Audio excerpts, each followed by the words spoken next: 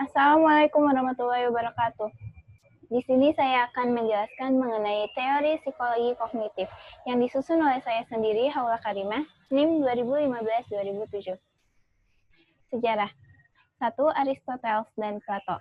Pada kala itu, Plato dan Aristoteles memperdebatkan mengenai cara manusia dalam memahami dan mengerti pengetahuan dunia serta alam.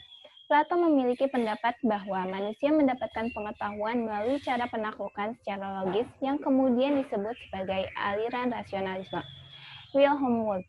Pada abad 19 dan 20, Wilhelm Wundt, seorang ahli psikologi dari Jerman, memberikan pendapat bagaimana cara mempelajari pengalaman sensori melalui cara introspeksi. Ketiga, ada Edward Lee Thorndike. Pada tahun 1874 sampai 1949, nama Edward Lee Thorndike muncul, yang kemudian muncul sebuah aliran yang dinamai aliran asosiasi. Aliran ini adalah aliran yang mulai menggunakan stimulus dan diikuti dengan aliran behaviorisme yang menggabungkan antara stimulus dan respon pada proses belajar.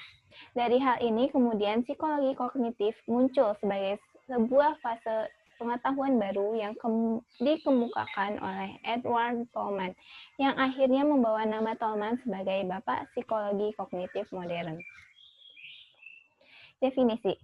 Psikologi kognitif merupakan penggabungan dari dua kata, yaitu psikologi yang berarti ilmu jiwa atau ilmu yang mempelajari mengenai gejala-gejala kejiwaan, dan kognitif yang berarti ilmu yang mempelajari mengenai hal-hal yang dialami manusia seperti sikap, ide, dan lain sebagainya.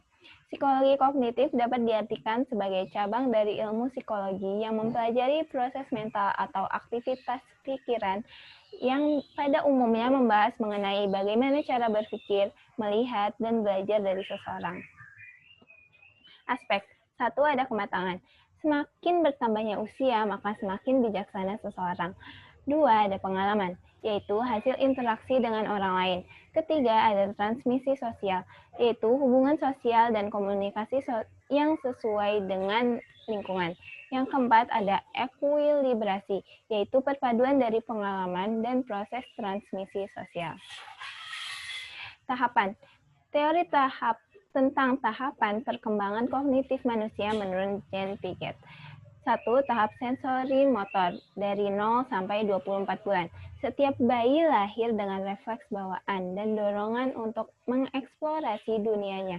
Pada masa ini, kemampuan bayi terbatas pada gerak refleks dan panca inderanya. Kedua, ada tahap praoperasional, yaitu dari 2 sampai 7 tahun. Pada masa ini, anak mulai dapat menerima rangsangan meski masih sangat terbatas. Ketiga, ada tahap operasional konkret, yaitu dari umur 7 sampai 11 tahun. Pada masa ini, anak sudah mampu melakukan pengurutan dan klasifikasi terhadap objek maupun situasi tertentu. Keempat, ada tahap operasional formal, yaitu umur 11 tahun. Pada masa ini, anak sudah mampu berpikir secara abstrak dan menguasai penalaran. Kekurangan. Yang pertama, tidak selalu bisa menggeneralisasikan hasil-hasil yang melampaui tempat, waktu, dan tugas tertentu. Kedua, ada data yang dikumpulkan bisa saja mempengaruhi proses kognitif yang dilaporkan. Ketiga, kontrol eksperimen lemah, sehingga sangat mungkin untuk terjadi perubahan perilaku alamiah pada partisipan akibat kehadiran pengamat. Kelebihan, menyediakan bukti kuat bagi fungsi-fungsi kognitif dengan mengaitkannya kepada aktivitas fisiologis, bisa mengarahkan pada penganalisisan individu dengan kelemahan kognitif yang serius. Kedua, mendapatkan akses kepada pengetahuan introspeksi dari sudut pandang partisipan yang bisa saja tidak tersedia lewat cara lain. Ketiga, mendapatkan akses pada kekayaan informasi kontekstual hanya saja tidak dapat dicapai lewat perhitungan nilai tengah. Sekian dari saya, kurang lebihnya mohon maaf. Wassalamualaikum warahmatullahi wabarakatuh.